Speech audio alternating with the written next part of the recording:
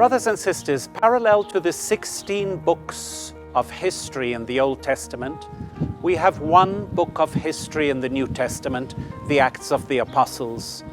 It tells how the church was born, developed, and spread the word of Jesus throughout the world.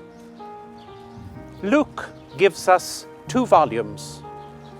These 2 volumes are the Gospel of Luke, which tells the story of Jesus, and the Acts of the Apostles, which is written in a close parallel to the story of Jesus, for the church is called to be in the image and likeness of Jesus.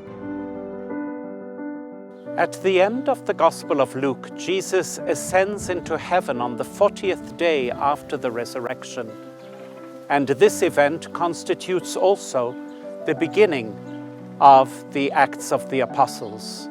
In Jesus' last words to the disciple, he in fact gives the plan of the book, for he says to the disciples, "You will receive power when the Holy Spirit has come upon you, and you will be my witnesses in Jerusalem, in all Judea and Samaria, and to the ends of the earth." Jesus' ascension into heaven leaves an empty space which the disciples are called to fill. They must speak his words, do his actions, fill the world with his name, a name that will become their own, for he is the Christ, and they will be called Christians. We are here on Mount Zion because it is here that the body of disciples will receive the Holy Spirit, the same Spirit that descended on Jesus at his baptism in the Jordan. Filled with the Spirit, they will go out, despite all danger and threat, to proclaim the good news that Christ has been victorious over sin and death. Pentecost on Mount Zion, 50 days after the resurrection, the feast of the giving of the Spirit, is the birthday of the church. It is the feast of the first fruits according to the Old Testament, and in the New, the gift of the Holy Spirit is the first fruit of the life, death, and resurrection of Jesus. In the Spirit, his disciples who have become apostles will walk erect and upright without fear.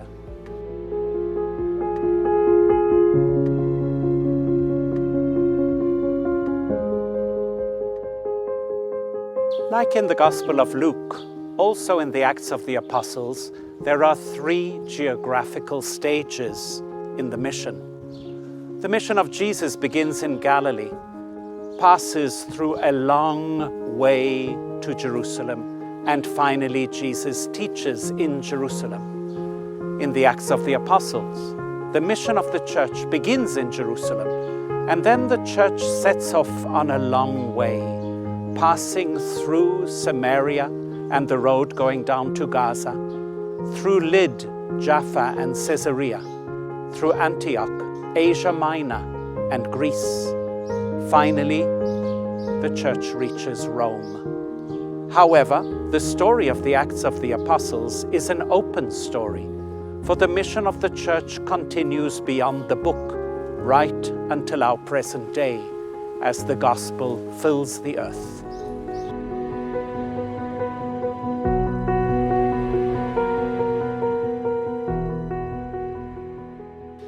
The main character in the Acts of the Apostles is the Holy Spirit, directing the footsteps of the disciples who become apostles, making Jesus present wherever they go.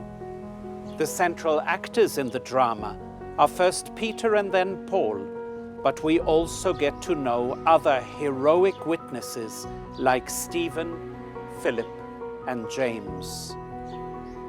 The constant challenge as the church grows is to remain open, for God is drawing all nations into God's people.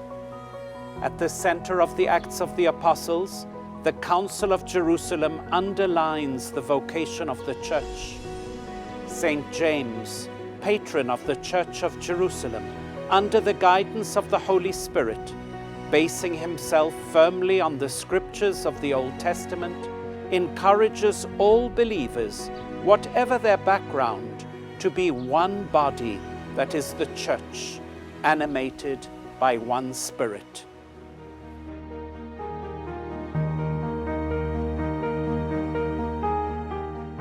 It is this body which continues to fill the world with the gospel. The Acts of the Apostles is indeed an essential part of our story, for we are members of this body, the Church.